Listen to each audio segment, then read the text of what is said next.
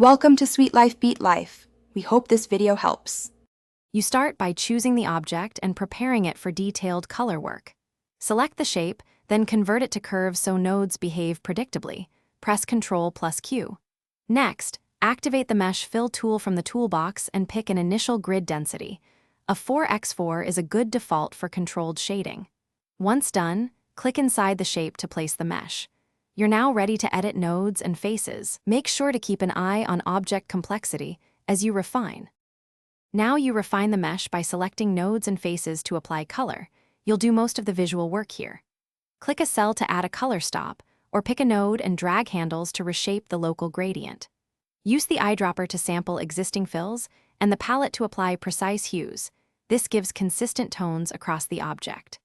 Once colored, toggle preview and zoom in to inspect transitions, then nudge nodes with the keyboard for subtle control and smoother blends. Finish by cleaning the mesh. Remove unnecessary nodes, group the object, and save your file in the preferred format. When exporting, choose PNG for raster use, SVG for web vectors, or keep CDR for future edits.